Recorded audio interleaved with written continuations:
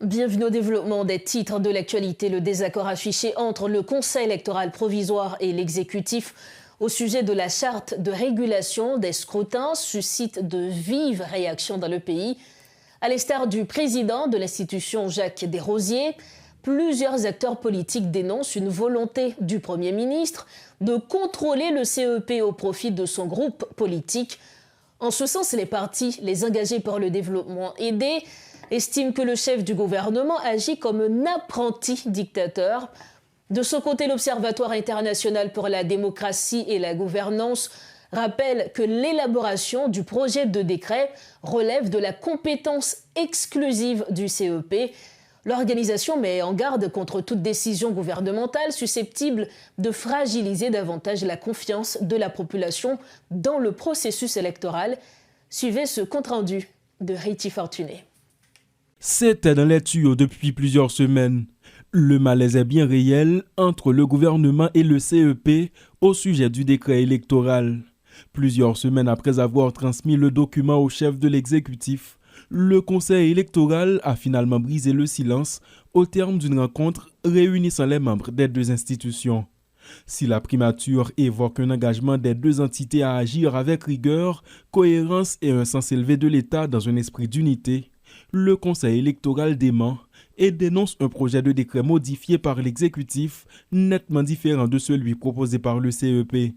Un acte inconstitutionnel selon Jacques Desrosiers. Nous dénonçons le caractère inconstitutionnel des démarches-là et qui violait l'indépendance de l'institution électorale-là, qui d'avoir sa constitution emballée comme mandat, comme mission, dans le cadre de planifier et organiser l'élection. Bien qu'il soit jugé arbitraire, le document a bien été adopté au terme de Conseil des ministres, tenu peu après la rencontre du gouvernement avec les membres de l'organisme électoral.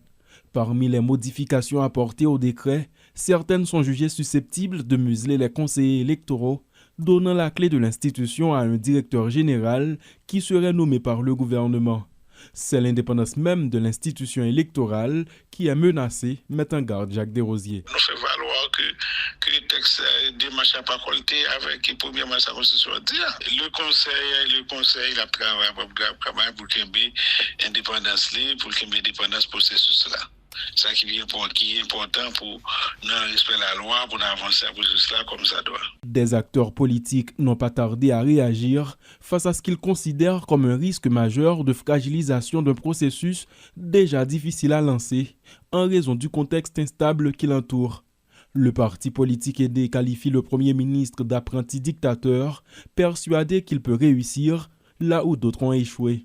Le président du conseil stratégique de ce parti, Claude Joseph, soupçonne Alix Didier Fils-Aimé de vouloir contrôler le processus électoral au profit de sa famille politique. Qui va l'accepter pour nous tous les pays après acquis démocratique que le premier l'oppi. Donc, partage pour nous à mars de 1986.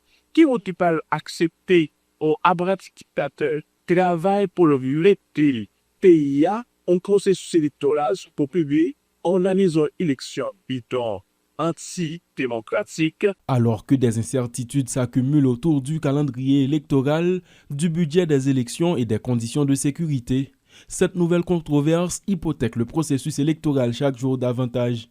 Cette position exprimée par de nombreux observateurs est reprise par l'Observatoire pour la démocratie et la gouvernance. Selon lui, toute modification substantielle apportée à ce document sans l'accord préalable du CEP est inacceptable.